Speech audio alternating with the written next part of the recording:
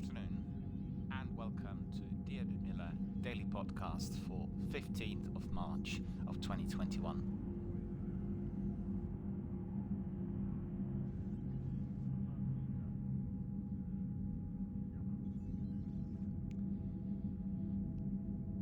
A very warm welcome to all of our friends, fans, community members, participants and viewers worldwide on various platforms. Thank you for joining us and thank you for being here with us today for our first in the series of DRBMiller Daily Podcast on my channel. It is a new format that I'm introducing here, and this is in view of the messages and all of your support received over the last few months.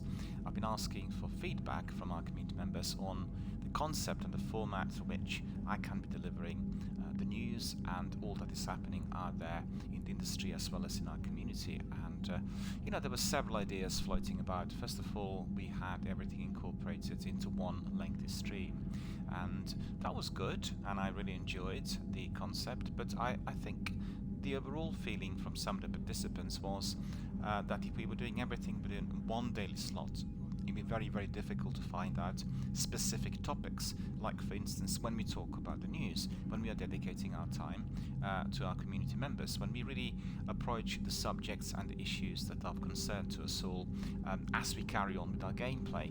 Obviously, during regular gameplay sessions, we'll have various debates and discussions, but running separate slots was something that had emerged during the last 6 months, and therefore I had resorted to a selection of shorter streams. Each one of those would be then subject specific, and that turned out to be very, very useful and well embraced by our community members. So I also wondered about the slot for the news, because every day we are really inundated with information coming from all ends of the community and indeed the industry, and therefore there had to be a particular slot given to us in order to provide us with the relevant space and time to discuss literally everything that is of interest.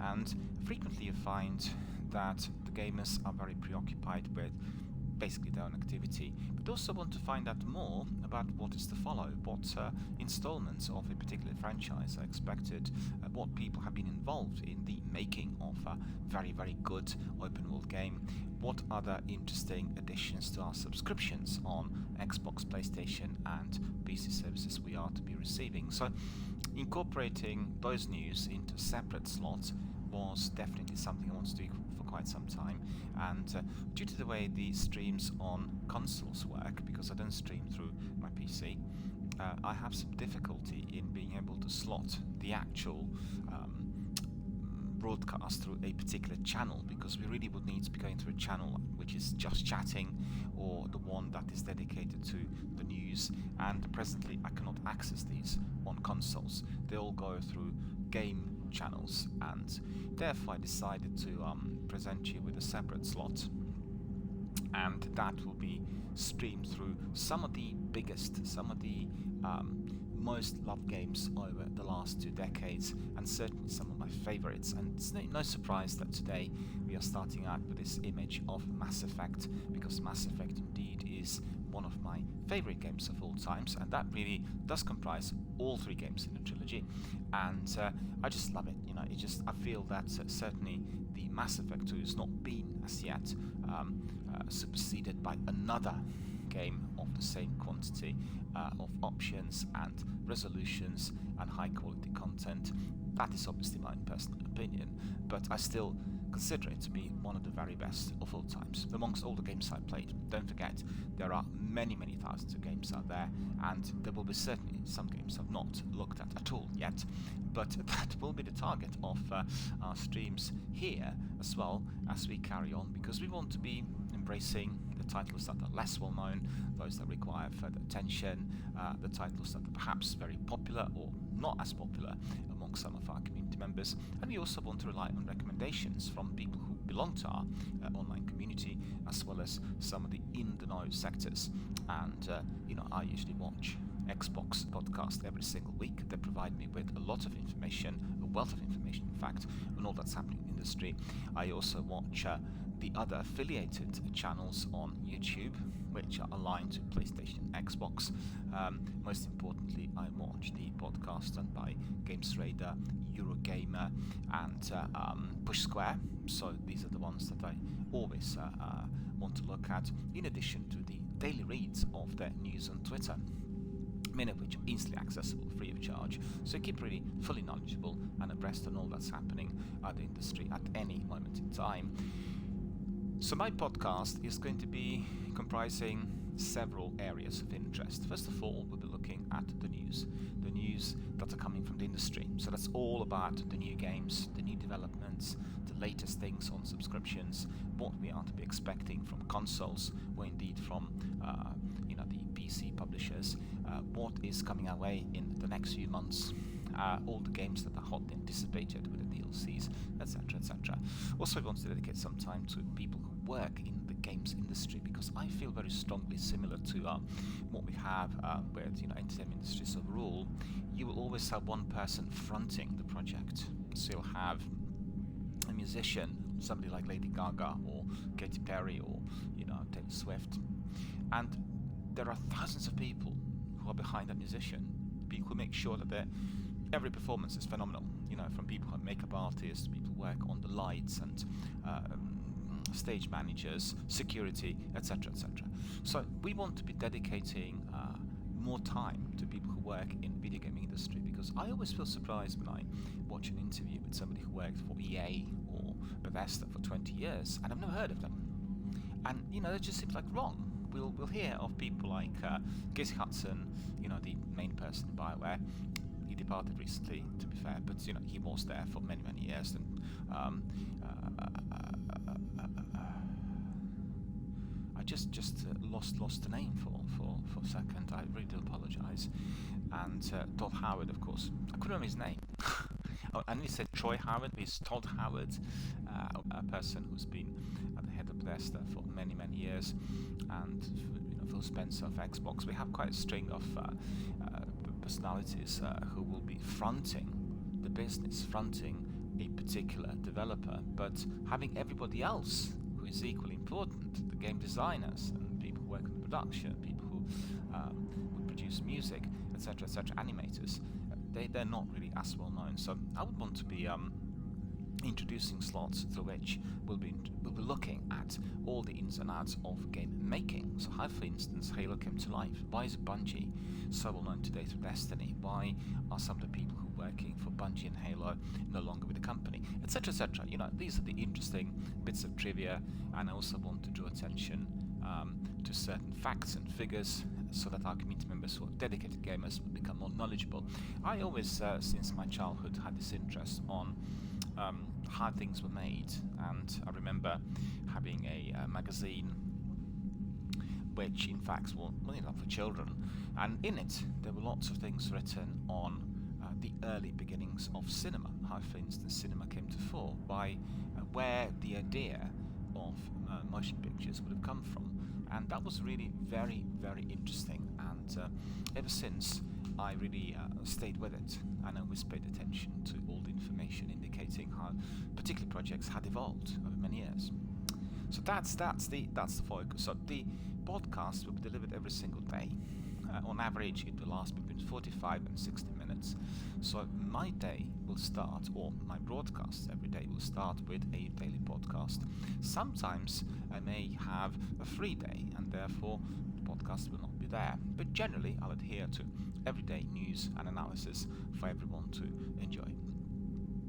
The podcast will combine all the information coming from the industry, together with news from our community, and also my own online and offline activity in the world of video gaming. We'll be looking at what our community participants were doing, how they were receiving certain games, what sort of activities we had in our regular slots. We know that there are several regular games every single day, and we'll also be looking at the reception from our community members on the things which are freshly introduced. So, the games like Spirit, Pharah, Project Winter, Outriders, etc., the activities we've had of late. We want to have some feedback. We want to hear from others about their own personal experiences of these games and the video gaming world overall. In addition to this, we'll be also looking at a variety of games being represented on the channel. So my channel from the beginning was run just like all the other entities on Twitch and YouTube. It's dedicated to primarily one game, and there'd be like one major game over a long period of time, indicating the interest amongst the community members, and also drawing the attention of those who are watching Twitch and YouTube streams. I stream on various platforms through a company called Restream, so my streams are present elsewhere in addition to Twitch, although I use Twitch as the main streaming platform. And quite frankly, since I started streaming, which would have been, I think, roughly 3 years ago, 2018 to be precise, lots of things have changed in the overall community, and certainly within the industry. We are getting many more titles released through streaming services than then. We are having a much greater variety and a greater competitive type of environment coming out of the industry overall. So therefore, I feel being a single game streamer is putting me at a huge disadvantage in terms of my own gaming experience.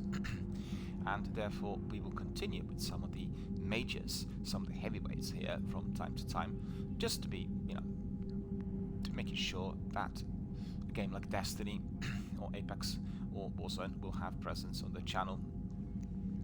But we are also going to be looking at all the other new games being introduced, particularly through Xbox Game Pass services. You've heard that Bethesda have been acquired by Microsoft, and they will make one of the biggest heavyweights on the planet, or I should say certainly in video gaming history. Loads of titles, loads of projects and developments will arise from that merger, and we're very, very excited to see all that the merger is going to produce. So, presently, we just heard on Thursday 20 games of Bethesda's are instantly introduced to Xbox Game Pass, downloadable to consoles and PCs. They include trilogies like Doom and franchise series like Doom and Elder Scrolls and Fallout and Dishonored, and the list just goes on and on. Wolfenstein, of course. So, we want to be introducing some of those things and novelties as they come accessible to our communities live online, because quite frankly, we want to be enjoying the access to the games on a subscription fee, which is minimal compared to the prices otherwise, and we want to make sure that people are also getting introduced to the same games over an extended period of time, and that we have kind of kept abreast with everything that's happening in the wider community out there as far as the video gaming is concerned. So I think my channel will be closely aligned to all developments on the streaming services of PlayStation, and most importantly Xbox. We'll have quite a selection of new and old games here introduced. Sometimes we play them for a lengthy period of time if they require continuity. At other times we'll be coming back and forth and introducing and reintroducing and coming back. So for the games like Fallout or Elder Scrolls, you can always have a week dedicated to the game and then come back to it in a few weeks, and you always enjoy it because it's the same old world. There are same activities, and you do require continuity, and you do require dedication to the campaign, to the story, but still you can go back and forth. I think other games, which are sort of shorter in duration and based on a linear narrative, will have a need for continuity. Spirit Pharah is one of those. I just introduced it this weekend, and Nightcall, another game we introduced early in the year. These are the games that require everyday streams of maybe about 45 to 60 minutes in order for you to follow the story, to find out what's happening, and also for myself to maintain the gameplayer's mindset when I can follow the story with ease and without forgetting bits and pieces, which can happen if you're being engaged with too many games at the same time. So to summarize, my daily podcast is starting today, and this is the first episode, so thank you to everyone who's watching and listening. Thank you for your support and encouragement, of course, and most importantly, thank you for your feedback, because all I do here is based on the feedback I get from my community, and the channel is like an ever-evolving entity. It's always responding to what's coming in, and your thoughts and views and emotions about our activities here online, together with the way our participants behave whilst in our live online forums, is of essence, and everything I do will be based on that. So we are going to have the daily podcast every single day.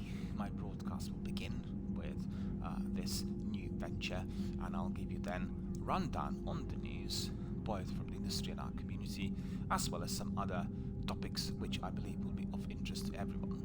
Sometimes we'll spend more time discussing our community, at other times we'll just talk about the news. Depends on really what happens out there. And as you know, sometimes we have loads of participants popping into Destiny, Apex and Warzone. At other times, hardly anyone. There are many reasons as to why that is. People are busy with their own things, and we're living in very, very difficult times. We are trying to survive the pandemic, and I think the online gaming communities have provided us with a tremendously valuable resource through which we managed to survive the pandemic. We connected with others, we spent our time usefully, because quite frankly, loads of our sessions were probably spent 50-50 on gaming and discussing things. And I've had sessions where for several hours we're just discussing various topics. We've not even, scratched the surface with the particular game that I was streaming.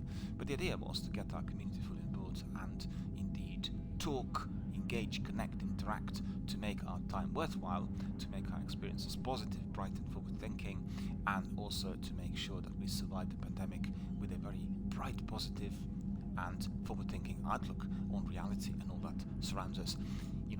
Lots of difficult times are ahead of us, but if we are connected, if we talk, if we are united in our approach on how to really, first of all, battle the disease and the virus, and secondly, how to progress forward once the battle had been won, we are going to have a very good, very constructive way forward, which will provide us, all of us, with lots of different benefits.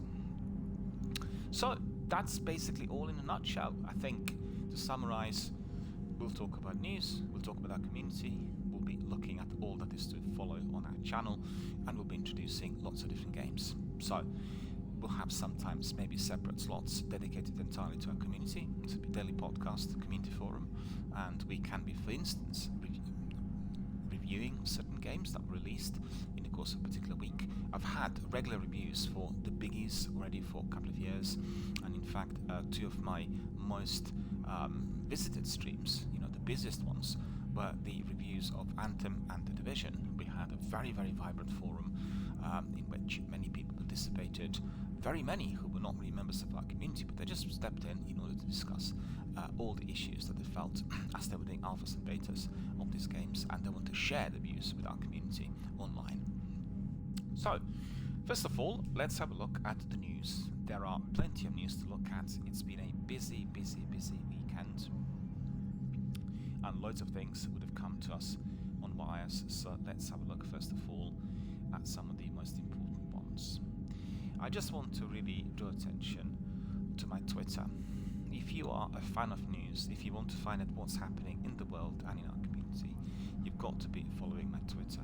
My Twitter provides you with many thousands of snippets of news coming in on the wires every single day. I incorporated my own gaming activity into this in recent months, so I'm also posting screenshots of the games we played together, sometimes maybe some scores, maybe some specific activities. As you've seen in Warzone recently, we had some winning matches, we had some really good activities and good tactics, and we dedicated some presence on my Twitter to that. Otherwise, like this weekend, I introduced I think about 4 or 5 different games. I introduced Immortals Phoenix Rising, Little Nightmares 2, Spirit Pharah. We were looking at Stellaris, so quite a few games, inclusive of Outriders last week.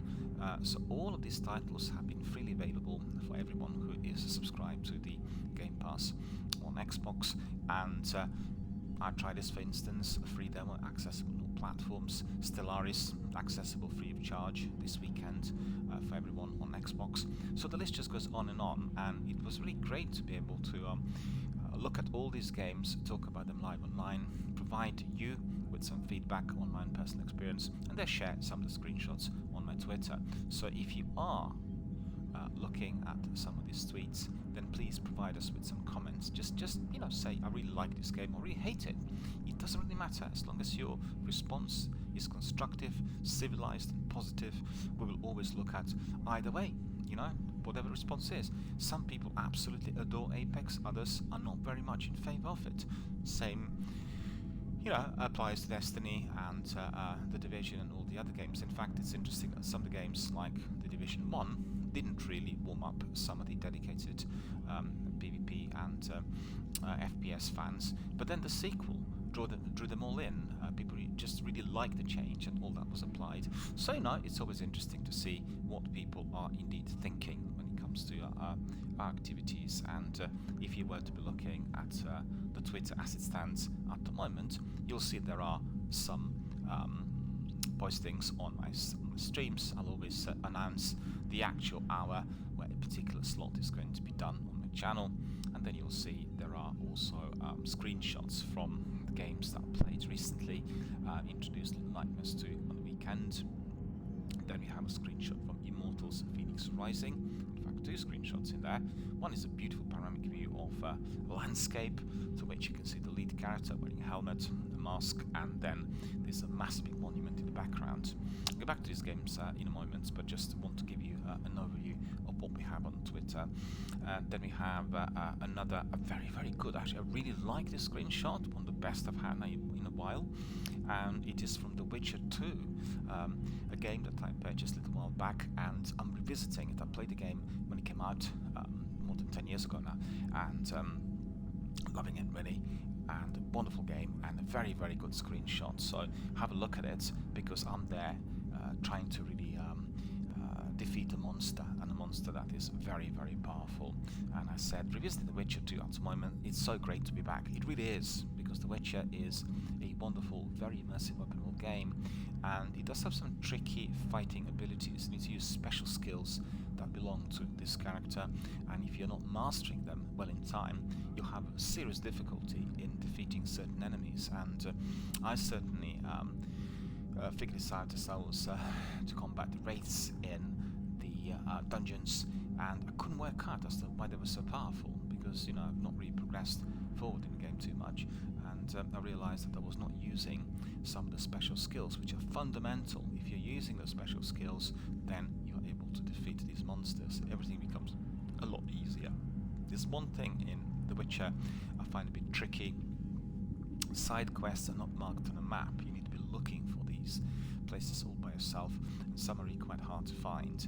I think generally, well, it's a combination of the two, because they wanted the campaign missions, the main story missions, to be easily discovered and followed through, and then all the other side missions were optional. So if you wanted to do them, you could. If not, you weren't pushed to the overall activity.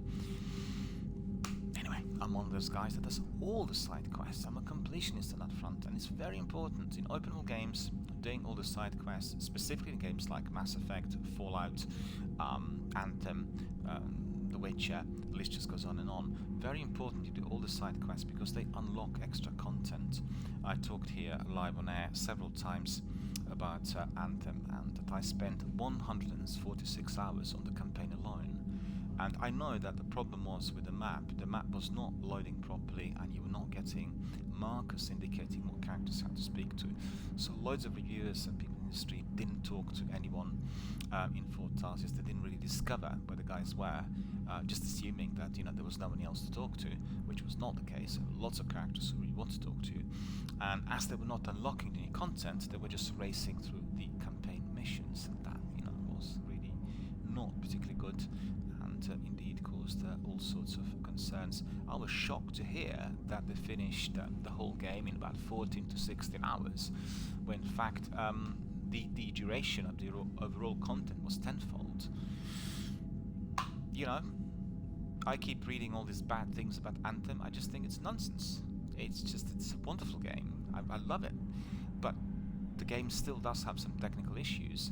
They're not considerable, and I think they failed on the promise of delivering the new content, and they spent all the time trying to rework the game and resolve the technical glitches, and at the moment the game's on hold.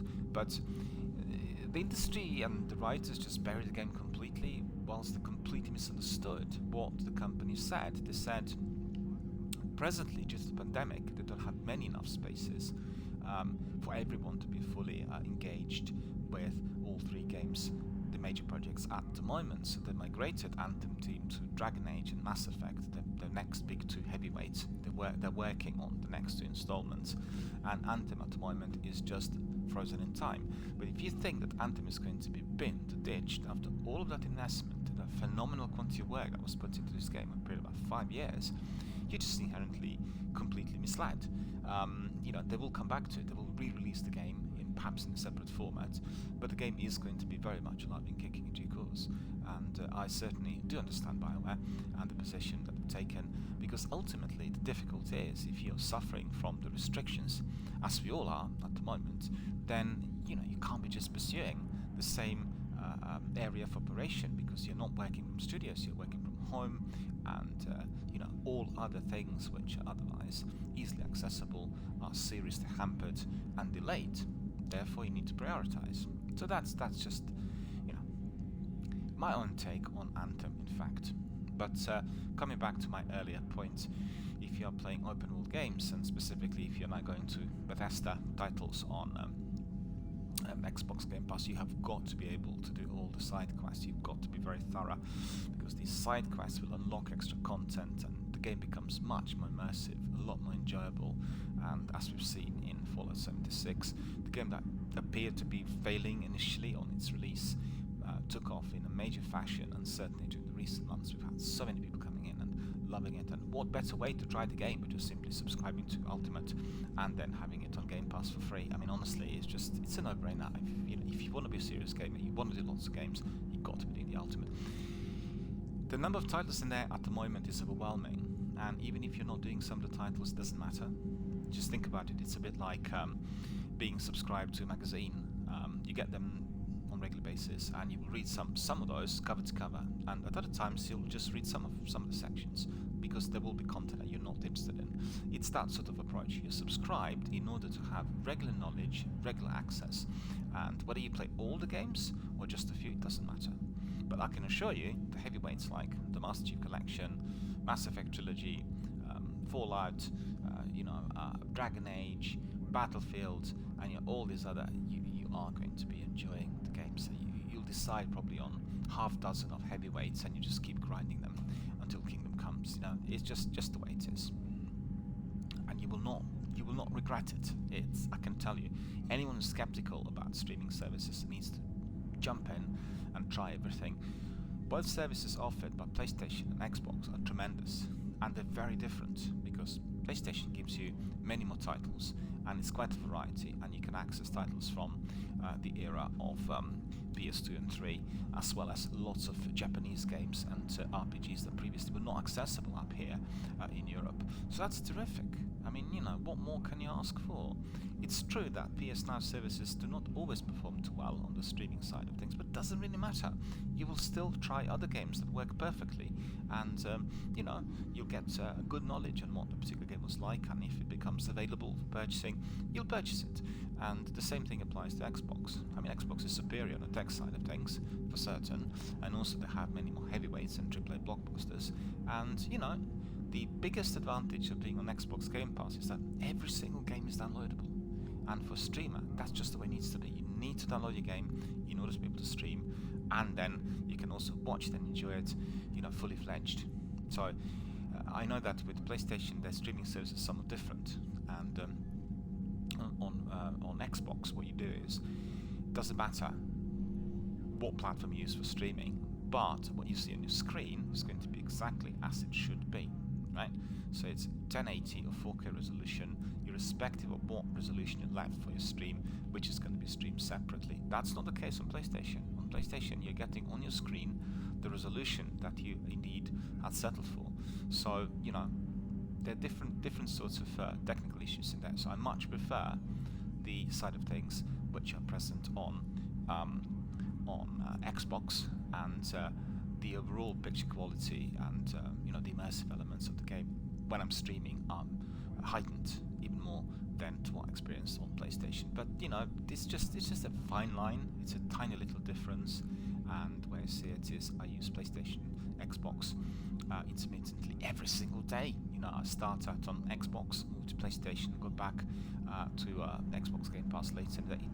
it doesn't really matter. If you've got two of them together, you can use them at will. And if you're subscribed to both services, you will have so many benefits. I mean, speaking from heart, as a long-time gamer, somebody who had been buying games for more than 30 years, I can tell you, the old days were all about queuing up and reserving your copies and then bringing them back home and playing one game at a time. Today, it's just a different story. First of all, what you get is a huge amount of choice, many titles instantly accessible, so similar to Netflix and Amazon Prime, and you are then able to download and access the game straight away without the need to go to your shops, invest revenue, wait for the copy to arrive, or indeed use your discs.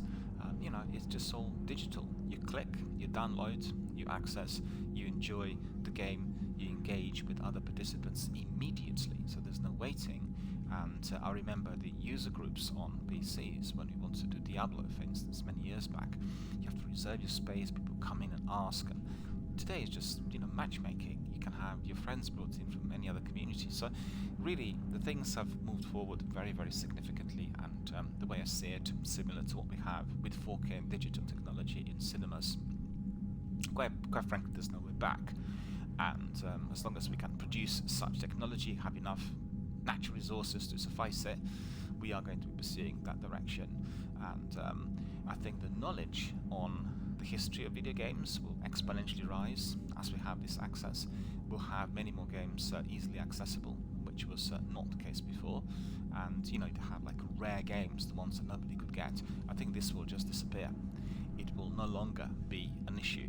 You will have games coming in from everywhere, and if you combine GOG services, Golden Games for PCs, with Steam, right, if you're a PC gamer, and then Epic, and then you have for consoles everything offered on Xbox and PlayStation, there'll be hardly any games that will be seen as very, very rare.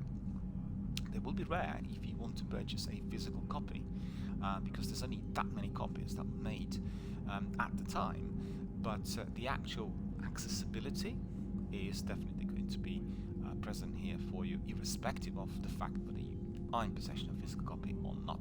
You can just click on a button, download, and then play straight away. I can recommend you so many games. Actually, we'll dedicate one session in the near future to Golden Old Games as well. It is a business also run by CD Projekt Red, the creators of Cyberpunk and The Witcher, and I've been using this service from the day one, because I had problems with old computers and I had lots of games that wouldn't play on my system. I bought them and it just wouldn't play. They said you can patch it, the patches didn't work, and the list of complaints just went on, and then suddenly you had Golden Games. All the games were patched for the newer gen computer system, and everything worked. So just download, immediate purchase, and also the old games are very cheap. We're paying like $150 to $2 for a game. It's just nothing. Purchased the whole selection. In fact, I repurchased some of the old games I had and still have on physical drive on discs, because they wouldn't work properly on the newer computer systems. And once I downloaded them off GOG, fully patched, no problems at all. So that's one of the things which indeed has been greatly appreciated. So the other games that I introduced during the weekend were Stellaris. Stellaris is a RTS, real-time strategy game that does require a lot of attention and thinking. You're building a whole galaxy and deciding on all characters and ins and outs. It's like a proper simulation together with strategy type of game, and you really conduct all that's happening in there. How many people are being elected as presidents, what planets you explored, what resources you need. It's just it's a game that develops at slow pace, but certainly beautifully designed. And we just had new DLC introduced, hence the offer to try it free of charge on Xbox Game Pass, and I should say on Xbox Free Play. That was for our weekends, and it is also accessible on Game Pass in addition to this. So if you are a member, you'll be able to download. It's not actually massive, occupies only about 8 or 9 gigabytes of your hard drive, and you can just enjoy that massive big intergalactic open world. It does take a bit of time to get into it, and I've gone to it for the first time on Saturday. I've not played RTS games now for quite some time, and it was a bit hard. But once I kind of got to know the systems, once I figured out what to do, then all the activity became a lot more enjoyable, and I found myself really enjoying the galaxy, the travel, exploration, and all the things that I had to complete in order to move forward. And then we also had Spiritfarer for the first time. Spiritfarer is a wonderful, wonderful independent game released on all platforms. I've just seen today that they released it also on xCloud. So if you're a member of our community and you have Xbox Game Pass app on your Android, you do not need a controller. So it's a game for Switch, for the handheld consoles, and you'll be able to just enjoy all that's there. Very, very simple gameplay, but lots of things to do, and it's a game that requires a lot of thinking. So you need to put two and two together in order to know what to do if you want to move forward. And a game that provides you with a very, very rewarding kind of feel-good type of experience. You really find the activities and the overall content to be very bright, radiating positivity, and after doing Spiritfarer for a while, you'll find yourself feeling really good about everything. And you have also the option where you can hug other people, and how important that appears to be today, when we are prevented from hugging due to the pandemic. And I've heard so many people online and elsewhere saying, I really miss somebody to be just cuddling me, to be providing some physical attention. I really need it during the times of the pandemic. We feel so isolated, so cut off from the world, from everyone, and the game is giving all of that in abundance. So absolutely 10 out of 10. Also need to stress that this was a game of it was the game of the week, I think it was, a little while back, on Xbox Game Club, and it's been talked about quite a bit on Xbox podcasts, and I've had it on my list already for several months. I really want to play it for quite some time, but all the other things came in. We were building our Warzone community, we were building our Apex community, we were doing some other games, and as you know, the community build-up does take a bit of time and effort, and therefore Spiritfarer was just left on the back burner. But I've got the list of all the other games there at the moment which are to be introduced. Shortish slots of about 60 to 90 minutes will actually suffice for these games, and we'll have them here on our channel on a regular basis. Right, so we are now getting to the big chunk of news. What's basically come to us on the wires overnight, and obviously you will know from experience and from all we've said so far that the biggest news is about Bethesda and ZeniMax joining Microsoft's community, and it's a merger. It was costing, it was worth, I think, about $6.9 billion, I beg your pardon, and that indeed had been completed last week, as the EU gave it a green light, which meant that they could distribute the games and proceed with the live services as expected. So that would be the live services of Xbox Game Pass delivered in Europe on the territory of European Union, and therefore Bethesda games became instantly accessible. So we're talking about 20 games being made accessible on consoles and PCs, and that's exclusively through Xbox Game Pass. Bethesda games and all they had so far also has gone under the Microsoft banner, which means lots of new titles and things released will be Xbox exclusives, and they will be accessible through Game Pass platform first of all. Some of the games like Elder Scrolls and Wolfenstein I think will still remain on PlayStation for a little while, as they have contractual obligations, but in due course they will be withdrawn, and like anything else that you get from Microsoft, which is proprietary like Gears of War, belongs to the corporation and is delivered through their services. So I think that's really quite significant. It's the biggest video gaming deal in history, and we're all very, very excited to see what the collateral is going to be, both in terms of its development, i.e. the new titles, all the new projects, everything that Bethesda is going to offer, as well as accessing the old titles with ease. And we've seen that, for instance, they reworked the original Doom games to the 4K 3D standard, and these are accessible through Xbox Game Pass now immediately, and you can download them to your PC, so you can go back in time. If you played them originally in the 90s, you can play them on your PC. The only difference is going to be You have a new PC, very modern, very upgradable, top-notch processor, and you can access the game unplayed through this sort of 4K state-of-the-art graphics. So really extraordinary. I mean, I find it really incredible that the Xbox and Microsoft team are able to do these things without any input from the original developer. It's stunning. And we've heard also that due to the acquisition of Bethesda, the majority of these games will be undergoing a major enhancement on their frames per second rate. So from let's say 30 to 60, they'll be upgraded from 60 to 120, and I think this is going to be very important for Skyrim Special Edition. I played the game recently offline, and I felt that the FPS rate was a serious problem, because you really can see that it wasn't really upgraded to the standards of the most recent developments that we had in the industry, and I felt that the picture, the visuals, the mods, everything was state-of-the-art, jaw-dropping, but the frame rate was an issue, and I felt that the character, when progressing, when walking, was not as smooth as it could be when you compare that to some of the other games, particularly the newer games. And Skyrim has a huge potential still with all the mods introduced on console. I mean, I'm playing it for the first time with all the mods, and it's just a different game altogether. And it's very, very beautiful, remarkable open world with loads of different haunts, loads of different unexplored areas, and the key of gameplay in Skyrim and Oblivion is exploration of open world. Don't use fast travel unless absolutely necessary. I mean, just walk everywhere, explore everything. Allow that time to be invested in the game, and it will be paying huge dividends. But together with other games like Wolfenstein series and Fallout, for instance, the earlier games like Fallout 3, and then I think Doom, the first couple of games, then Dishonored 1 and 2, all of these are undergoing that 120 FPS overhaul, and they will be accessible very, very shortly through the Xbox Game Pass on the enhanced FPS rate services.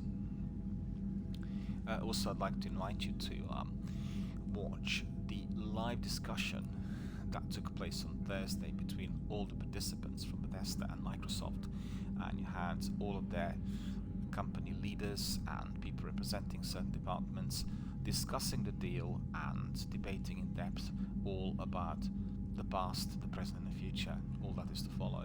I most highly recommend that video to everyone. It was basically a live broadcast on Thursday night, and I watched it on Friday and thoroughly enjoyed it.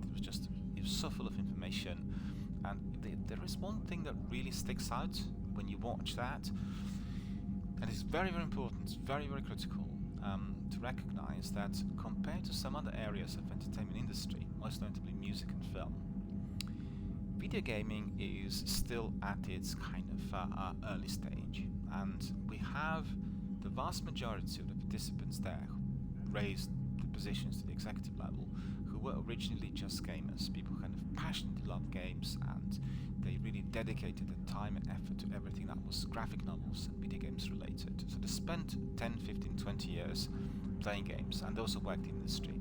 So they have that passion. The people who love games, people like Phil Spencer, for instance, when he talks, you can tell that every single decision he takes will be based on his interest for a particular title, or he'll listen to people from the community and then elaborate on their feedback and take decisions that will be providing the company with the best possible way forward. What I'm trying to say is, when somebody who runs a studio, like the old studio moguls, in the 1930s Hollywood, these are the people who loved films. They dedicated all of the time, every day, the whole day, to film and to all that film meant to them, and that included all the actors, all the crews and film sets and everything else. That passion that the old moguls, the leaders of the studios like RKO, 20th Century Fox and Columbia and Warner Brothers, etc., they all of these guys basically went into oblivion in the 1960s. The studios were no longer the same. The entire idea of filmmaking and film industry went down the route of investment. So you suddenly had people from mining and from the areas like oil and diamonds and investment banking, coming in, investing in studios, and then deciding what types of projects the studios were to embrace, and obviously having no passion in filmmaking and having no knowledge whatsoever about the industry was affecting the overall quality of the product and the direction that studios were taking, hence many losses and many failed projects of that era, which actually was not the case ever during the golden era of Hollywood. There were films that didn't really succeed, but they were not considered to be such flops and such miscues because, you know, everyone involved was passionate about film, passionate about the industry, passionate about all they did. And I think that passion, that dedication, that energy which you can feel from some of the participants in this live broadcast on Thursday, indeed is contagious, and that is so wonderful, so admirable to see, because I personally want to see many of those people remaining with the industry and making sure that, you know, the games produced are actually for the gamers, for the people who will be investing. And when you hear that somebody spent 2,000, 3,000, 4,000 hours on Destiny, in fact, we've heard the other day on our broadcast here, there's one of our junior members from Norway, and she said she spent 13,000 hours on these two games combined. So think about it, 13,000 hours of her life invested in Destiny 1 and 2. So obviously, she needs to have the right to say something about the game, and she needs to be listened to, because quite frankly, she knows a lot about the game. And whatever you offer to the gamers needs to be absolutely in sync with those people who are spending so much time on the game, exploring its ins and outs, doing all the activities, and just generally loving it, being passionate about it, you know? So I think this is a perfect merger, and I'm very happy to see that lots of people, think about it. If somebody else was to be leading Xbox, but Phil Spencer, somebody who had no interest in video gaming whatsoever, was just interested in looking at the shares and the dividends, it'd be a different story. It'd be the Microsoft of the old, you know? And I think that certainly is not something that we in the gaming community want to see ever coming back to the corporation again. But as it stands today, it's everything but. So I'm very happy. Anyway, going back to my earlier point, watch the broadcast on Bethesda and Microsoft merger. Make sure you soak up all that's said in there, and certainly I was very excited to hear from them that they're working on a number of big projects that, for the legal reasons, as yet cannot be revealed. But as you could imagine, the first big project to come out of this merger will be a phenomenal new AAA blockbuster game. So we'll just have to wait and see and find out what that one is. On the other hand, also recommend you the Xbox podcast of this week, which was also full of information on all that took place. And Jeff and Larry are always providing you with a very interesting selection of anecdotes, vignettes, and chit-chats. All that is to do with their own personal experience of games and current activities, coupled with interviews and many other things that come to the desk from the community. So those two interviews, those two programs are definitely worth catching, and I'm most highly recommending them to everyone. There'll be a lot more to be said about Bethesda and Microsoft merger, and I can certainly tell you I will be supporting the new step here on my channel by streaming some of those games. We'll be looking at the original Doom games in the series. We'll be looking at Fallout, of course, Fallout 3 most notably, and then 4 and 76.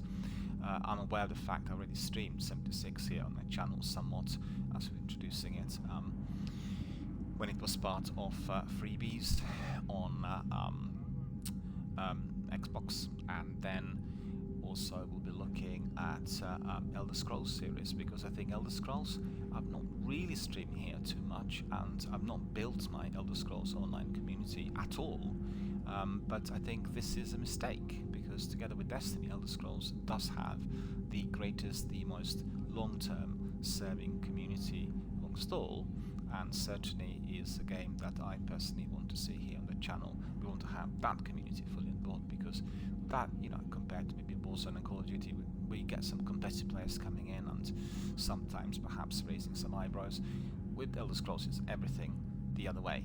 It is a very friendly, supportive, forward-thinking community of Oblivion and Skyrim veterans, and people kind of absolutely adore the characters and the environment, and we really want to bring in the elements of that Bethesda masterpiece here to my channel. So, to summarize, Bethesda Microsoft merger indeed is one of the best news that I've seen ever in my lifetime, and we'll call it Macbeth, right? So it's not Macbeth, but Macbeth, like Microsoft and Bethesda. Macbeth on DRBMiller channel, and that will kick off this week. I'll have to be running a poll on my Twitter, the poll that will tell everyone what games to choose. What shall we start with? Do we start with Elder Scrolls series? Do we start with Fallout series? Or do we go down the Doom route? So, we need to decide on which one is to be the first one in the series. But we're looking at all of this, and Dishonored is in there as well. And I think Prey is there as well. Prey is a very, very good shooter and a very scary type of game that I certainly enjoyed. I highly recommend it to everyone. But I think for my personal preference, we need to go down the route of Fallout versus Elder Scrolls. And then we've got Elder Scrolls. We probably have to look at Oblivion and Skyrim first. Oblivion, or maybe Morrowind even.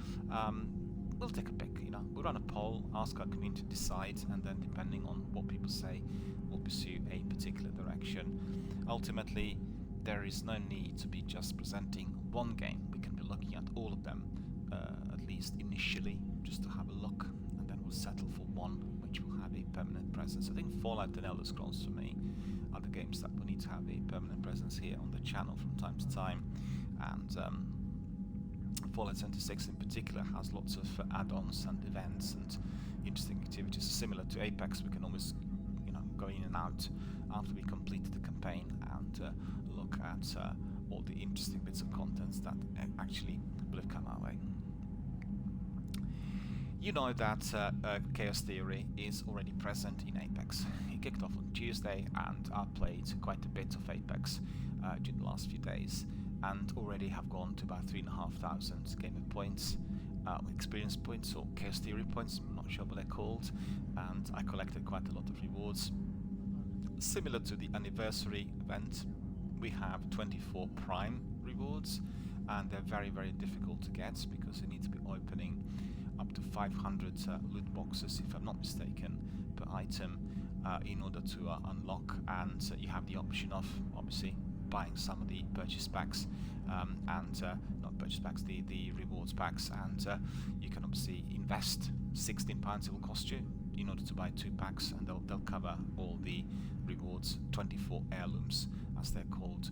But either way, you can just step in, try the event somewhat, get the basic, the most important of up to 5,000 points rewards that the event is going to be giving you, and then you can decide on the rest. So Apex, as good as always, lots of lovable characters, plenty of funny activities.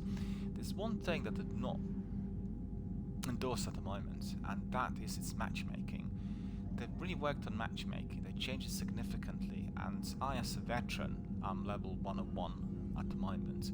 I keep being slotted in with people who have just gone into the game during the last week, and that's causing all kinds of problems. I think unless I'm playing with my permanent team, it's very, very tricky. It is causing me issues, and I'm certainly not having a lot of joy with some of these guys. Had lots of disappointing matches really during the last 3 or 4 days, and it's not disappointing that you lose a match, but what is troubling is when you see right from the beginning when somebody is disregarding the map, the drop zone, the team effort. They just want to do their own thing. They just skive off and they get killed straight away, or they're asking after being killed, reasonlessly, too quickly, for you to help them, to revive them, and it just becomes a very fractured type of game experience. Whilst Apex indeed is, if you are playing it with your regular squad, a very good strategic tactical game.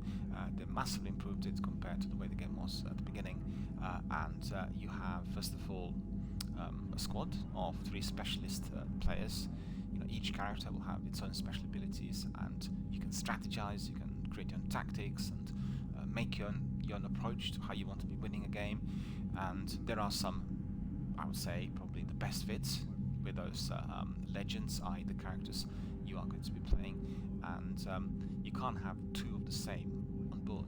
So there's always got to be a specialist team of 3. Each one will have a different selection of those remarkable special powers, and you need to kind of come up with a proper strategy on how you are going to be winning it, because I've gone down to the last 5 quite a few times since they've reduced the number of participants, and I've had quite a few wins as well, but it was very difficult to win. It was difficult to win unless you were in a very cohesive team of 3, because the teams that are winning are exactly like that. And I've been in a couple of matches yesterday. We've gone down to the last 2, but the problem was the other team was better. They played a proper team effort tactics through which they were able to obliterate us, and I've not played with my proper clan-based squad.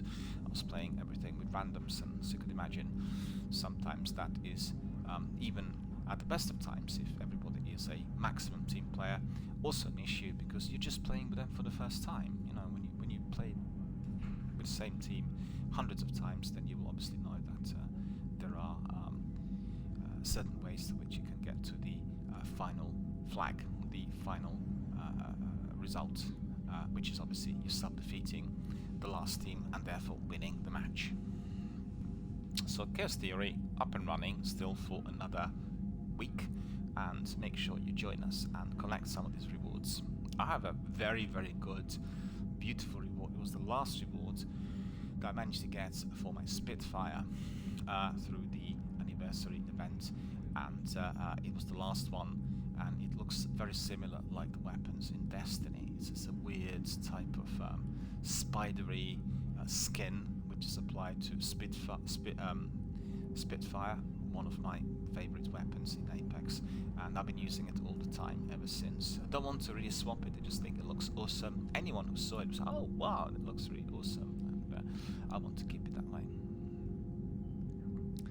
So in addition to what I said already, I think if you are a person who's interested in the industry, really every single week there are 2 things you need to be watching on YouTube. One is Xbox podcast with Jeff and Larry. It's terrific, it's full of puns and interesting information, and you'll get to know everything that's in the know out there. The other is This Week on Xbox. So they're slightly different because they talk about all sorts of games and expectations from the industry in the podcast, whilst This Week on Xbox is Xbox specific, so it's going to be all about what is available through the new releases, through free play days, through the new games that are coming out, through any other trailers or activities that they manage to get on the wires. But it's a must. I mean, honestly, it's for me one of the kind of foundation stones of my week. I really watch that every single week ever since they started. Gives me all the information. It's short and crisp, usually no longer than 10 minutes. Sometimes they slot in some short interviews as well. But what it is it's actually comprising all the activities on Xbox YouTube channel. They give you a small selection of the trailers and developer diaries, whatever's come in during the week, and then it's all kind of condensed and it's very easily digested, and therefore you get to know on all that's happening out there in the industry, and all that is of course Xbox related. So it's a must. You really want to download it, or you want to access it on Friday night and you want to watch it, and maybe on Saturday night, or even if you want to watch it live, is the Xbox podcast with Jeff and Larry as well. Lots of postings on my Twitter are related to Microsoft and Bethesda merger, and that's obviously of no surprise considering that it's the biggest deal in history. And you'll see, if you want to find out all the data, if you're more interested in some of the specifics, just go to my Twitter and access some of the links. All is there, and most importantly, just watch that live broadcast. It's absolutely terrific. I mean, the passion, the dedication, the ideas, and the overall involvement of everyone present there is just nothing short of inspirational. I mean, really, when I see that, I just feel so elated. Even if I have like a terrible day, or if I felt that all I've done in a week has been particularly pointless and didn't have any rewards anywhere, watching that sort of broadcast will bring me back to my kind of full charge. I'll know exactly what I wanted to be doing. I know that everything I did was not in vain, because people who are passionate about what they do, they are the ones that really carry the flag. They are the ones that will be always inventing, enhancing, producing something inspirational for others to look up to. They'll be the ones that will be seen as the leaders of the humanity for many, many decades and centuries to come. Because if you don't love what you're doing, then you're not going to be excelling. It's as simple as that. It doesn't matter what the work is. It could be any work. People who excel in the work are those people who kind of love what they're doing. Just remember that. And if you are an entrepreneur or somebody who works online, you will need to have a lot of that. You will need to have a lot of love, dedication, and passion to the area of operation that you find yourself in, because it will all start from scratch. You'll have to build something from nothing. If you're a streamer, you have to get first of all your equipment, and then you'll set up your Twitch stream, and then you'll start talking, and you have to build your communities. You start from zero, from the ground up, and the results could be really, really phenomenal, as we've seen that with many, many people worldwide who excel in online broadcasting. And people like Phil Spencer, his team, the guys from Bethesda, absolutely a prime example of what can be done if you absolutely love what you're doing, if you're dedicated to it. When your life is not, you actually never work, because you live and you work, and it's all just a one big merger. You don't really see the difference between the two. That's just absolutely incredible. Alright, so we have some other news, and I'm aware of the fact that we'll still have a bit of time, 15 minutes left, I think, for our broadcast. A bit of a lengthy podcast today, but there's a lot to be said about the concepts that I'm introducing to my channel, about the new ideas which are going to be present here on the podcast, as well as the news and everything else. So a few news on the channel, the community membership in a moment as well. So for all of you who were watching my streams recently, you would have seen it. I'll be introducing a new tool called Fuser, and Fuser is a wonderful, wonderful game that kind of polishes up your skills to become a DJ. And it's not just like any kind of DJ. You're a DJ who's going to be doing massive big sets at a stadium or a setting similar to Glastonbury. So you're at the front of 10, 50, 100,000 people doing a DJ set. And it's so easy to use. It has absolutely top-notch tracks. The way you use it on console is just by the use of direction buttons, as well as your touchpad, and it's just really extraordinary. It's the quality of it, the fun of it all is second to none. And I've got some news on Fuser, which have been published recently on Games Radar, and they're all enjoying it. A bit frosty, I think, some of the guys, but eventually they got in and tried it and loved it, just like myself. I was not frosty, I was very interested, because I remember the Rock Band, and it's the same crew that worked on Fuser. It's just massively enhanced, easier to use, and you have two different slots in there. One which is a competitive one, so you will need to be succeeding in the quality of your mixes, and the algorithm will be detecting whether you're doing exactly what you're being instructed to do. And therefore you may succeed, or you may be getting some experience points or some rewards, or you may not, and you can be always kind of building your quality and restarting and trying out several times. The other is a non-competitive one. When you're doing your own DJ sets, you can record them and you can then place them online for people to vote on, to decide whether they're as good as you expect them to be. It's really wonderful. It's also a great way through which you can build your own community if you're a music lover. The tracks you can be mixing are all top-notch, well-known AAA blockbuster tracks coming from heavyweights like Dua Lipa and Billie Eilish and Katy Perry and Lady Gaga, the list goes on. And the way you blend the sounds is incredible, because divided into 4 different tracks. So you have like music, you have the beats, you have the vocals, and then I think it's just one of the instruments. And it works wonders. I've never done anything like that before. I've never been a DJ, never had an interest in that either, and it was just really, really remarkable. Also, once you got in the swing of things, you felt really hooked. You just couldn't leave. I went in there just for half hour, and I stayed for several hours and played it the whole weekend. Had it here as a warm-up to my streams, and I think still may consider some of it, as they have also authorized a demo that can be downloaded for free, and you have a limited number of tracks, but good enough for you to be warming up your audience. So I'll consider that as well. Anyway, if you're interested to learn more about Fuser, first of all, you can go back to my streams. I streamed a few weeks ago as part of my DRBMiller introducing, and if you want to get to know more about the details, ins and outs, how the game was made and everything else, just go to this article, which is on my Twitter. It's the article from Games Radar.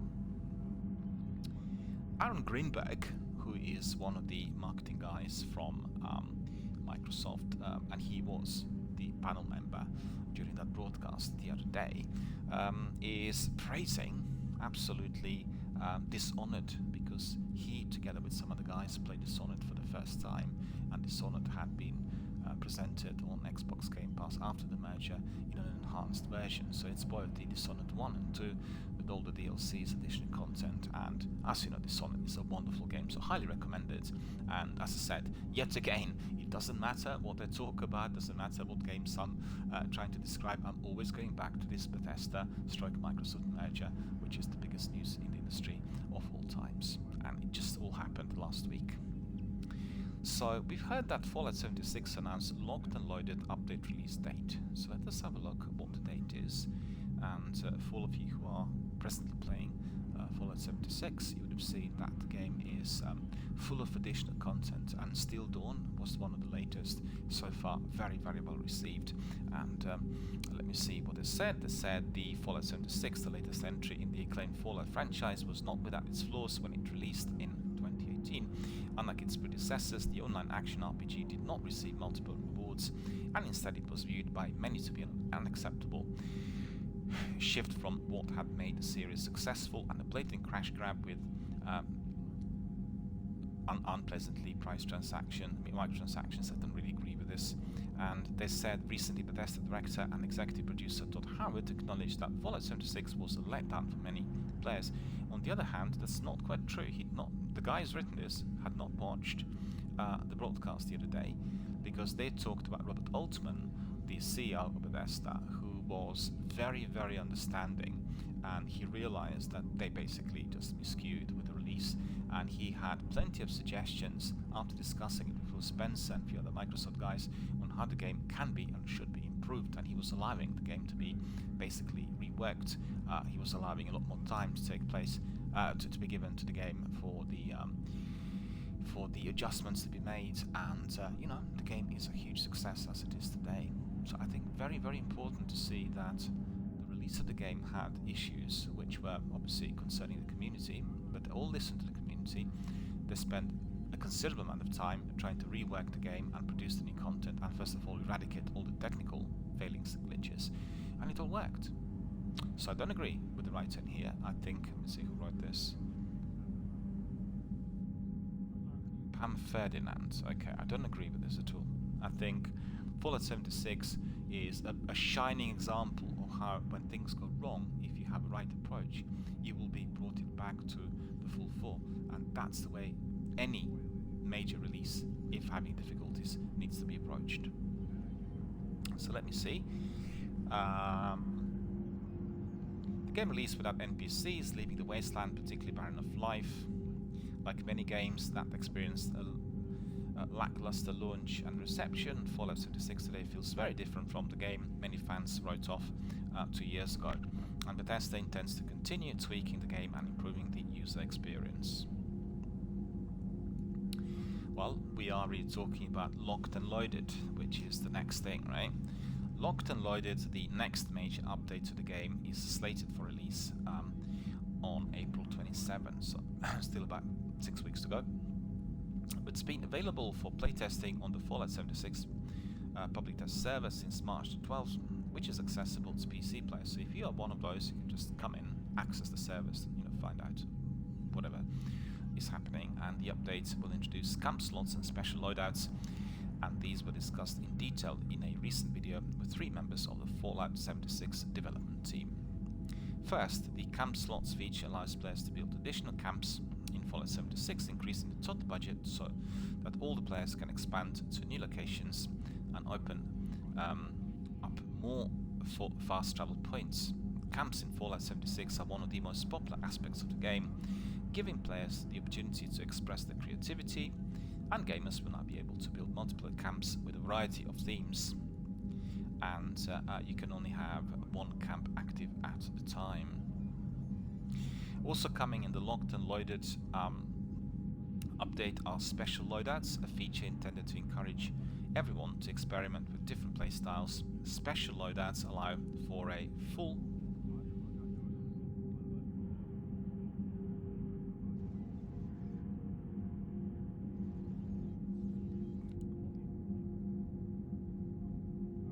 Special loadouts allow for a full respect of special and perk loadouts, and players can save the different builds in order to swap between them more quickly and easily than with Fallout 76 or move a point system. Move a point will be removed from the game, replaced by punch card machines, and these can be found at various locations in the game world, or placed in a player's camp. Using the punch card machine is free, and loadouts can be changed as many times as desired. So already the camp thingy and special loadouts are the prime inclusions of locked and loaded update, which indeed has just been released. So we have another article there indicating, it was a PC Gamer, indicating what parents need to know about children and gaming. So the question there is how to raise your kids on PC games and understand the content and communities they'll be exposed to. You see, this is very important. We've had some discussions here in my community recently related to Warzone streams, and Warzone, amongst all the games I'm streaming here, is probably the best example of a game that is 18 plus and it's mature in every way. And Warzone, together with Call of Duty, does attract a particular type of gamer, people who are kind of competitive, people who want to be achieving scores, and it's quite a mixture of a variety of different types who are wanting to excel in a battle royale game, like for instance Warzone, and its pinnacle activity is squads, because you have a 4-man team. It's a tactical patrol that needs to be succeeding after continuously battling the enemies, all of them obviously PvP, and then fortunately or finally, if successful, coming to the pinnacle level and winning a match. And that's very difficult. That is, many teams will be winning very few times over extended periods. But the game also had been very badly affected by PC cheats and people who are constantly rigging it with all sorts of malware, which is preventing the others from winning. And you get wall hacks, which means they can be shooting through walls.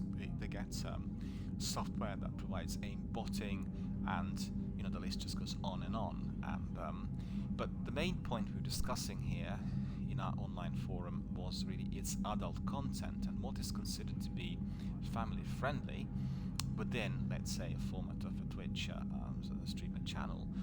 If you're streaming an 18 plus game, I mean, the other game which is kind of close to it is Gears 5, because it's also very competitive and it's quite brutal. I think it's more brutal than Call of Duty when it comes to elimination, because they're using the guns with a chainsaw, and you've seen the game, and so we're really discussing what needs to be done in order to make a family-friendly approach on a Twitch channel if you're streaming such games. So this article is touching on this. Games aren't just about fun. As a parent, asking what games are kid-appropriate is an important question. But they can be more than just entertainment. Games can also help kids grow up. And our favorite PC games are about self-directed play and creativity, but mastery and learning complex systems. And since they're often very social, they naturally involve teamwork. So after all, we learn to be fine, upstanding members of society after playing PC games. But how do we ensure they pass on the same set of benefits and virtues to the next generation? What are the pitfalls and dangers around modern PC games? And how can we guarantee that they experience the very best of the format? This guide for parents will take you through some of the challenges of bringing up kids with PC gaming, along with a list of the best PC games for children to play today. So your modern PC gaming landscape is very different than the one many of us and our parents experienced. Games are awfully good at holding players' attention, great at selling extra features to them, and delighted to bombard them with invitations to play.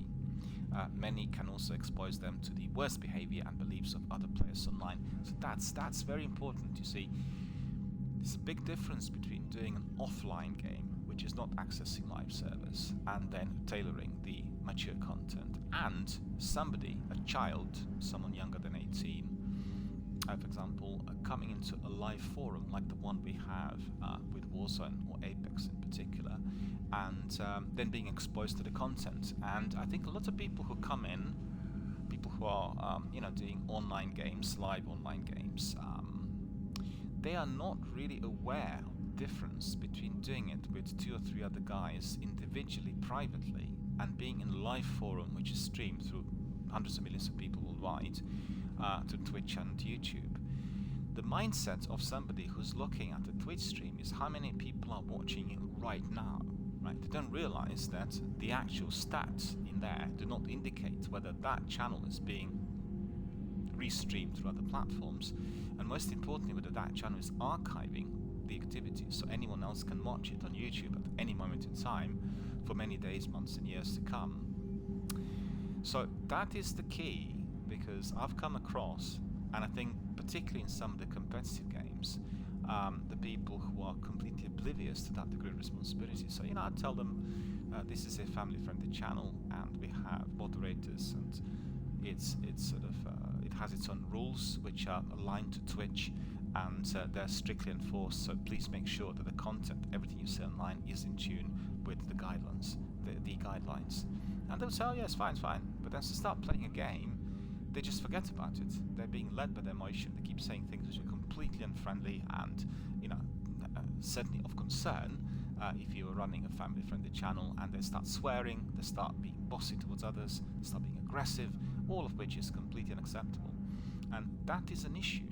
That is an issue if a child is being brought into that forum and is facing that degree of behavior. So it's a bit like a child being brought onto football terraces, and seeing people who are behaving in a way which is completely unacceptable and quite different to what they would usually do in an ordinary social situation. Because watching football, similar like playing a game live online, is heightening emotions. People are very emotional about whether the team is winning or losing, and therefore their reactions could be based on impulses, instincts and drives, and therefore that would not be giving us the prime example for our children to follow. So even if you love games, you might not be so familiar with the ones your kids want to play. Well, I can tell you one thing: kids want to play everything that is forbidden. It's always the case. You tell them, go and play their Crash Bandicoot, and they'll say, no, I want to play Call of Duty or Gears of War. It's just the way it is. Children like breaking taboos and breaking rules and doing something which is not allowed. Like, for instance, you know that you should not be having cake at this time of the day, and you are going to be breaking the rule and sneaking into the pantry and eating cake. Just part and parcel of child psychology. But online gaming is providing us with too many challenges. There are too many potential dangers in there for children, and I think they need to be closely monitored, and they need to be also both restricted and policed, so that we will not have situations where children become involved with adults and therefore get coerced into activities which are considered to be absolutely detrimental or inherently damaging to them as children. The greatest advice we can give you for helping a child learn and enjoy PC games is for you to take an interest in their interest. Find out about the games your kids are drawn to, and ideally play them too. Perhaps it's a game you can play together. The more games are a part of family time, the more healthier place they'll have in their personal lives. So since you can't always directly play a game your child is interested in, and they will not always want to play with you, one way to get a quick idea of what it's all about is to visit its social media accounts and scan replies to posts. If they have a generally positive air, it could be a sign of a good general community that is healthy for everyone, inclusive of your child. Some communities will draw out overwhelmingly negative responses from players. The question is banning an answer. Regardless, Your children would naturally want to play the hot new game their friends are playing, but if you do not like the look of it, it's often not the best idea to simply ban it, since they'll become excluded from the friend group. As a very general rule of thumb, you don't want to let them be the first among their friends to play a new game, but you maybe also do not want them to be the last. Talk games over. Let your child know that they can always talk to you about the things they've experienced while playing games, whether good or bad. Games can bring up topics they'll need to understand in their lives, so take the opportunity to be there for them. You can't shield them from everything, but you can certainly help them facing certain issues. And also talk about the good stuff. Stories about Fortnite sessions are usually boring, but showing interest in your kids' willingness to share their experiences is the basis for a healthy relationship. Parental Controls. As a blanket approach to controlling what your kids can access, some platforms on PC have parental controls. Steam's Family View can restrict children seeing the store, friend and chat features, user-produced content, and having a public profile. Similarly, Microsoft has parental controls for Microsoft Store board games, and it's been enhanced. You have also an app which you can download and check out on your children's activities, and indeed block certain sections of the console. But think less about controlling what they play, but more about what they really want to be playing. Well, this is a very, very lengthy list, actually. Right, well, I very quickly need to go through this because the time's up, really. Content. One of the biggest parental concerns about games is violent and sexual content. Whether they'll actually corrupt your children in the long term is another matter. But certainly many games feature stories and situations that may be very, very deeply upsetting. So it's not practical to be able to play through all games to gauge them for yourself, but there are many resources available that can give you an idea of what horrors may lurk in a given game. Best guide. The best place to get briefings on a given game, app, or service has to be Common Sense Media. Right? Common Sense Media is a hub you can access on any platform, and each game will feature a short description, ratings for different kinds of sensitive content, and they will include positive messages, consumerism, and ease of play. Then it goes into wider information about the game and its context, suggesting conversations you might have with your child about it, and user-submitted reviews. So remember that if you want to be checking out what the games are actually like, click on Common Sense Media, and you will get Common Sense Media hub. It is a hub that gives you reviews and advice on what children can or should not watch. Industry advice is the other. As for official ratings resources, the ESRB website lists games rated by North America's industry-run rating board. It isn't great. At best, each game in its database runs just a paragraph of detail. So PEGI, the European Industry-Run Ratings Board, also has a similar database, but subsidiary site Ask About Games has some excellent in-depth guides to specific mainstream games such as Apex Legends. Let me see what it says there. Yeah, I mean, you see, with Apex, for instance, a lot of children would assume, because these are cartoon-like characters, lovable rogues, that any child can actually come in. But the game's rated 16 plus. So if you have a child younger than 16 entering the arena, that's strictly speaking against the law. And the game is restricted to the audiences that are 16 plus. And I discussed that recently with two of our junior members who are questioning, why is it that the game is 16 plus? Well, it's not for me to decide. The classification board is a legal entity that decides on what games are applicable, to what groups of people in our society, and we simply need to adhere to this. So if I have anyone who is younger than 16 coming in on my Apex stream, they will be immediately blocked and muted, and they will be warned that there may be legal action taken against them because they're not to be there. The same thing applies to children using Twitch. If you are a child of 13 or younger, it is against the law to be using Twitch. So it's just some of the rules that need to be always presented and enforced. And quite frankly, my overall experience as a streamer, talked to many thousands of people online over all these years, and my feeling is that the vast majority of the users, and that means Twitch users, they're not content creators. They have not read the terms and conditions. They do not understand the difference between what they can and what they cannot do. So Twitch is very draconian in enforcing the safety measures. So for instance, if I see somebody who is doing something that is against the rules, I, as a Twitch affiliate and Twitch ambassador, and also a person who's ethical gamer, also supporting Xbox and PlayStation, being also an Xbox ambassador, it's my duty to be reporting this person if I can see they're doing something which is in breach of the terms and conditions. And then, Twitch and YouTube, all the other entities will take immediate action. And sometimes the action is very draconian, and people will, suffer consequences depending on what kinds of breaches indeed they displayed. And they may be resulting in temporary, bans.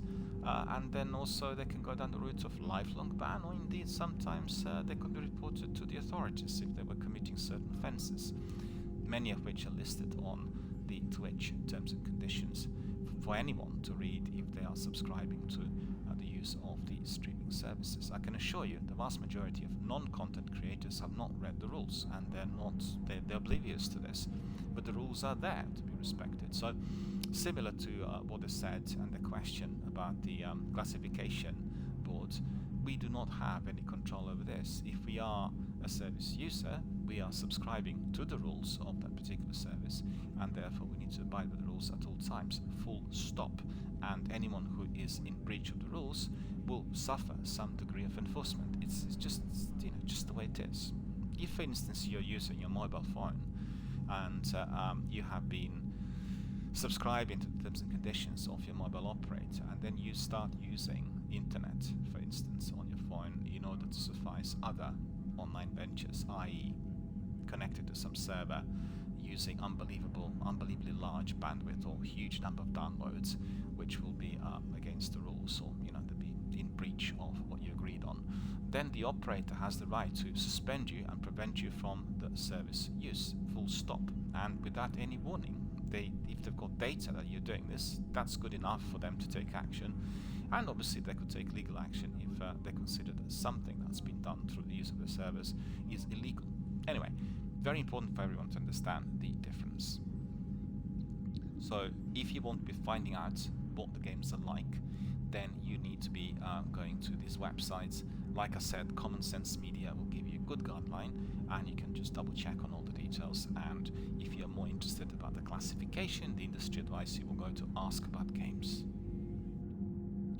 Then you have general family game sites. So there is a list of games that are considered to be very family friendly. And then you have consumerism. So it's quite an interesting point. It's all about as to why certain children are being drawn to certain games, and as to why the hours are being inflated. What's the addictive component of a particular game? What about microtransactions? What about all the money spent on skins and cosmetics, etc., etc.? So, there are many horror stories around kids spending thousands of FIFA Ultimate Team without parents realizing.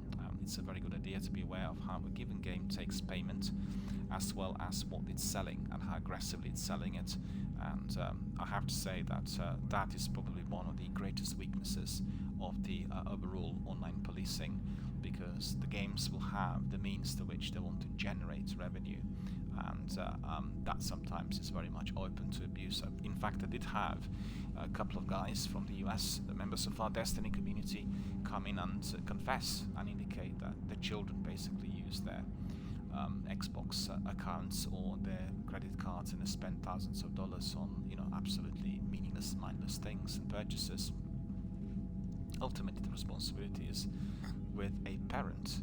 They need to be able to restrict access to this data, and I've got to say Xbox does have a very, very sophisticated, very high quality protection system. The only difficulty there is if you set it up, which is a bit like a two-tier ID, or several times you need to confirm password.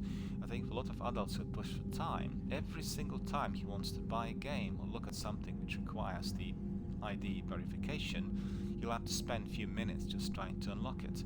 And therefore, some parents are not setting it up. And if you're not setting it up, you just can't blame anyone else. It is as good as it can be. And a child who is not in possession of your password, or a child who is not in possession of your phone with two-tier identification, will not be able to get in. They will not be able to do anything. It's as simple as that. And if they don't have the device, if they don't have access to it, they will not be able to abuse it. I think that probably, let's just have a look, it was 2 more. I think there's one on, let's see, Twitch and YouTube. So, in fact, what we'll do is we'll just look at all the points in here, and that will be the pinnacle of our first podcast that we are indeed broadcasting today. I think it's very important for everyone to understand the differences between the different age groups and access that certain people can have to particular forums online. So social, the PC gaming social side is part of what makes it special, and today there are many more ways for gamers to meet and interact than ever before. It's made gaming more vibrant than ever, but it also can make kids vulnerable to harassment, normalize abusive behavior, expose them to ideas which are racist, sexist, or otherwise harmful, which they aren't ready yet to judge for themselves. Most platforms, whether Steam, Battle.net or Twitch, allow you to switch off social features so a child can play or watch without experiencing the social aspects, so familiarize yourself with the controls. Discord.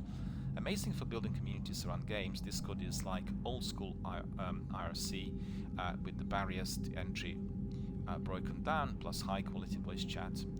There are awful places to be on Discord, and there are lovely ones. The good thing is it is that your child and see servers they've joined. On the other hand, each server is self-moderated with little oversight from Discord itself. Well, it's like a private channel really, and you need to be able to moderate that yourself or through the use of your external moderators. This means that pockets of toxicity tend to stew despite Discord's community guidelines. Well, Discord does not have control over the content on an individual channel. It's just as simple as that.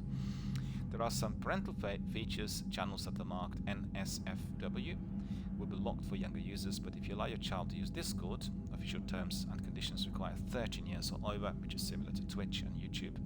Pay attention to the servers they join. Also keep in mind that by default, Discord scans users' games libraries and reports what they're playing on their profile. Twitch and YouTube. Well, here we are. I've talked about that quite a bit on my channel already, but let's see what the PC Gamer said about this. Obviously, you're not going to be that aging gamer parent who says, why watch games when you can just play them? That's the best way to alienate a kid. Streaming has its own appeal, and since they're entirely user-created, Twitch and YouTube showcase wonderful personalities who can bring games alive and introduce your child to inspiring ways to play them, and yes, also introduce them to people who make the world a much worse place to be. Not all the personalities or the chat communities are truly wonderful. Both platforms have rules that prohibit nudity and sexual content, but they can barely keep up with what's being streamed at any time. Well, they're dependent on reports. If somebody is doing something which is in breach of the rules, then you have to report them, and they will act on this. I certainly dealt with some of these issues through my moderators, and as I run a channel that is for adults and for mature gamers, I have very few children coming in at any moment in time, but I did have other people popping in and saying things which were inappropriate. For instance, there was one particular person coming in as we were doing the division, and he started talking American politics, and I just cut him short, saying this is not a place to be discussing party politics, and I'm very sorry, but we do not provide a platform for these sorts of views.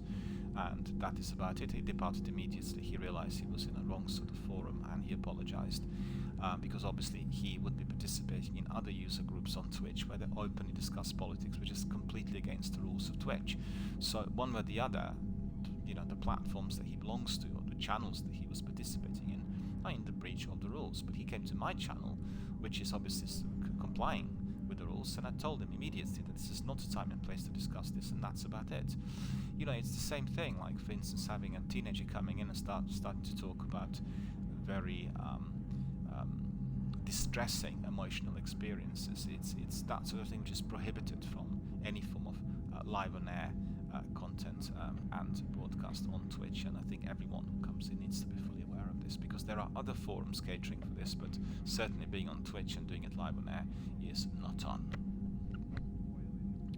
Your child might want to stream or make videos themselves. Perhaps they'll believe they can make a living out of it. Maybe they can, but it it is a good idea to help them understand some of the costs of streaming stardom. Reddit and other forums. Chances are that back in the day you cut your teeth on forums, so you know how they work and how a good forum is the product of good moderators. The same goes for Reddit, except extremely NSFW material is rarely more than a click away. Even if it's flagged, it's not rated by user's age, so though Reddit officially allows members from 13 years and up, it is not really a place for children. Nor are any other forums. You know, it's just that I'm not sure why they're trying to single out Reddit in here. It's just the same for all the other forums. And really to summarize the overall analysis of what consists of a content which is acceptable for children. Bottom line, being a welcome part of a child's PC gaming life is the best thing you can do to bring up a healthy PC gamer. Introduce them to games that will stretch their minds and hand-eye coordination, be the guide, and talk to them about the experiences they're having. But also listen to them when they want to play something for themselves. Let them show you the ropes, try to understand what they are going to be getting out of it. Fundamentally, kids do not like bad games any more than you do, and perhaps they'll introduce you to something you'll find yourself liking too. But if you want a little help pushing them in what we think is the right direction, there are some games that are indeed highly recommended. So let's see. Totally Accurate Battle Simulator, Besiege, The Sims 4, Kerbal Space Program, Civilization 6, Stardew Valley, Subnautica, Minecraft. But Minecraft probably a very, very good one for children. Lego City Undercover, Overcooked 2, Scribblenauts Unlimited, Rocket League, Overwatch. I'm very surprised they're recommending Overwatch. Overwatch is a FPS Battle Royale game, so surprised. Apex Legend. Well, Apex Legends is definitely not for kids younger than 16, so that's a fluke. I don't agree with either of those two. Roblox, and then Roblox is the last one. It's a community of different indie games, basically, and Apex Legends and Overwatch and Rocket League on this list. But I certainly think that Overcooked and Minecraft and Subnautica, Sims 4, they're very, very good ones. Alright, so that's about it for today on my DRBMiller podcast, daily podcast, I should say, the first one in the series. We talked about the news, we talked about the channel, we talked about the community. Most importantly, we spent quite some time looking at two separate issues. One is Microsoft meeting Bethesda, Bethesda joining Microsoft Group. And then we talked about what is considered to be a child-friendly type of activity live online, what games we can recommend, what is seen as acceptable, what is seen as good for any child's development in order to enjoy the best of both worlds, which is on one hand getting the best gaming experience, on the other being able to learn from that at the same time. We are going to be coming back tomorrow with another episode of DRBMiller Daily Podcast, and this is going to be a regular presence here every single day. Want to ask my community members to pop in, have a look, step in, raise your hand, give us a message, provide us with a tweet, tell us all about your gaming activity, all that you are currently experiencing. Tell us all about the interesting ins and outs of your gaming career.